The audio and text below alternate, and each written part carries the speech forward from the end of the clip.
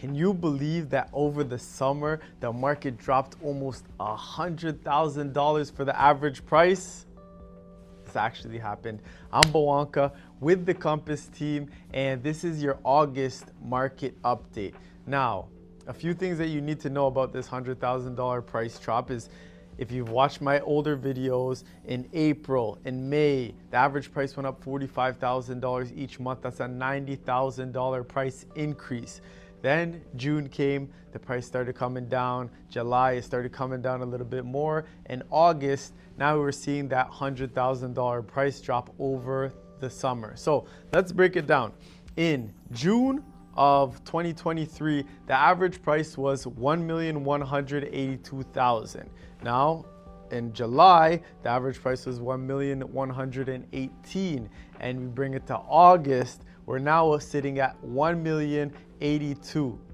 Now, that is a $100,000 price drop, but if you really look at it, went up 90,000, came down 100,000. So there are fluctuations that do happen in the market, and one of the biggest drivers of that is consumer confidence. Now, consumer confidence over the summer has been lower. Statistically speaking, the summer is always going to be a slower time. If you look back at last year, the amount of transactions that were happening or the amount of new listings that were coming out last year was 16% lower than the amount of transactions that are coming out or the amount of new listings that are coming out now.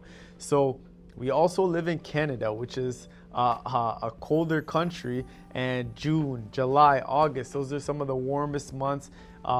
Kids are out of school. There's just a lot more things that you want to do with your time than be going to open houses, be looking at all these different places. There's just a lot of things that we like to do during the summertime. So statistically speaking, July and August, they're always going to be slower months. Now, the Bank of Canada just made an announcement. They're going to be holding rates. They're seeing that, yes, consumer confidence is slowing down, and they didn't need to make another rate hike. And one thing that I do think is going to be happening, I do think rates are going to start to come down. This might not happen until next spring, but as for now, they've held the rates, and the last time they held the rates, that's when that other price, that 90K price run up happened, and then they started bringing the rates up again. Consumer confidence went down, market comes down. So as a buyer, it's a great time to buy. Over the summer was an incredible time to buy. Savvy buyers are out there. There's a lot of deals that can be made.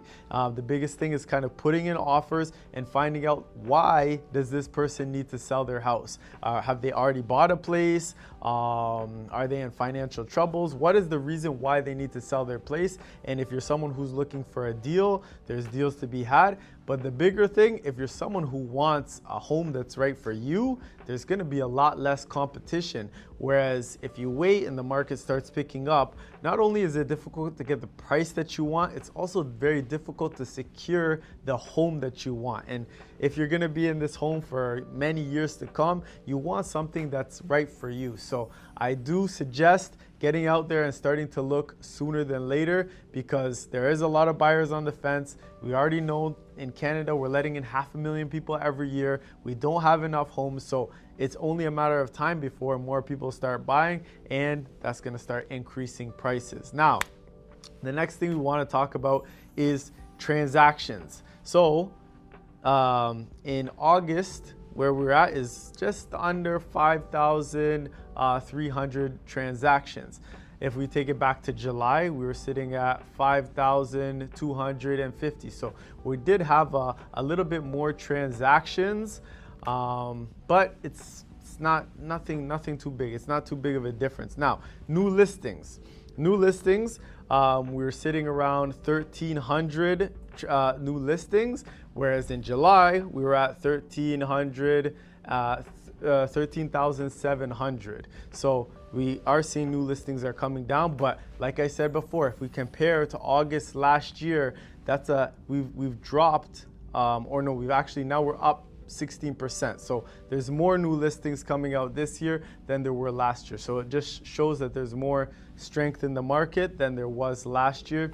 The last thing we want to talk about is the days on market. So in August 2023, we're sitting at 28 days on market. In July, we were at 24 days on market. If we take it back to last year, August, we were somewhere 34 days on market. So now you can see like things are moving a lot quicker than they were last year.